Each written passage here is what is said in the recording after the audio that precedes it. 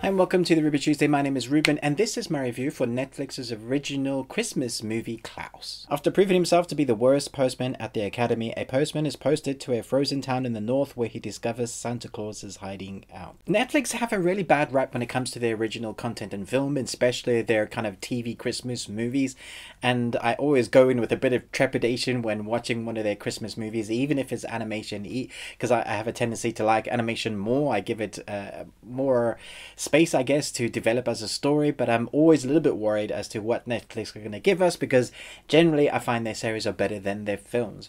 I have to say though, this is actually, I was going to say brilliant. I think it's pretty damn good.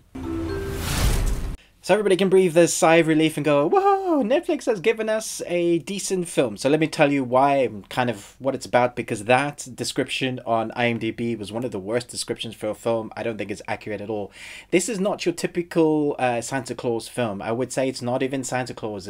It's Claus for a reason, or Klaus for a reason. So at the beginning you see this character named Jesper, the postman, this kid postman who he is lazy and he hasn't learned anything about life yet, and in a way to kind of teach his son about life, who it happens to own this post post office work, this business, he sends his son to Smearsburg, and Smearsburg is this place where the tone, the color is all gray, and people basically hate each other. There's these two families that are feuding with each other, and it's icy and cold, and everybody's miserable and horrible to each other.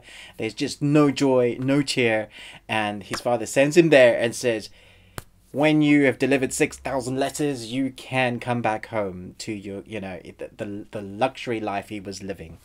And that is your setup for the film. Without going into much more spoilers along the way, he obviously meets this character named Klaus, who is a toy maker. And that is your whole story in a nutshell. Where this story shines, though, I feel like, is that it's not following the typical Santa Claus and the way they do things. He is a toy maker, but it's very different, and this film has quite a bit of heart to it that I wasn't really expecting. The animation is good, but it's the characters that you see build up. They go in their journey, and by the end they come to this fruition, and it's really quite heartwarming.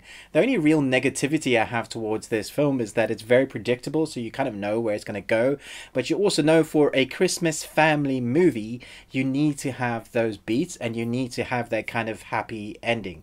But the journey is where this film shines, and Jason Schwartzman, he plays Jesper, who needs to learn something a bit about life and what it means to have a family, what is family, and you see him going on this character development and this journey, which I think is really exciting.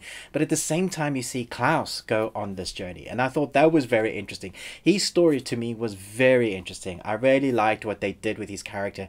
It's quite sad. It's quite you will feel the emotions in this film. I was surprised that I felt a few emotions. I think families are really going to enjoy this.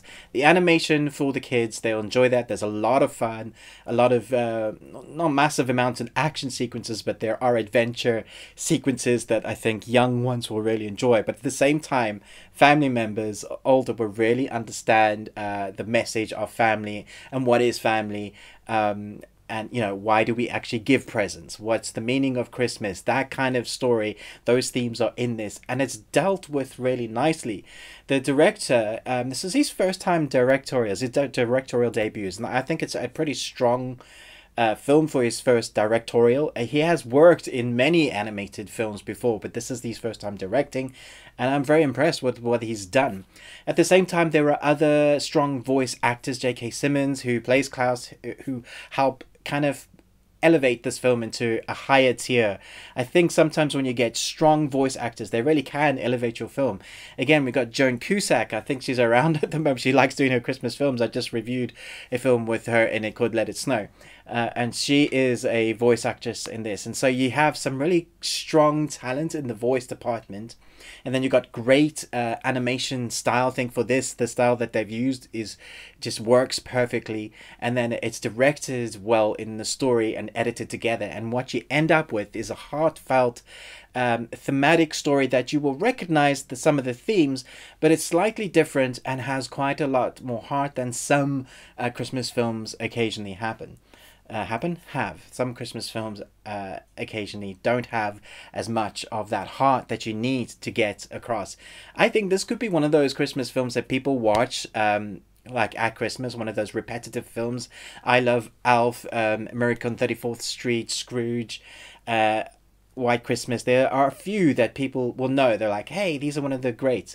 But there are also a few guilty pleasures, and I think this one will fall in between that. It's a guilty pleasure because maybe as an adult you're like, should I be watching an animated film every Christmas? But when you have your family around, you'll be like, yeah, I can get away with this. At the same time, it's actually quite good, and I think it's one of those that I will enjoy watching with my family every year.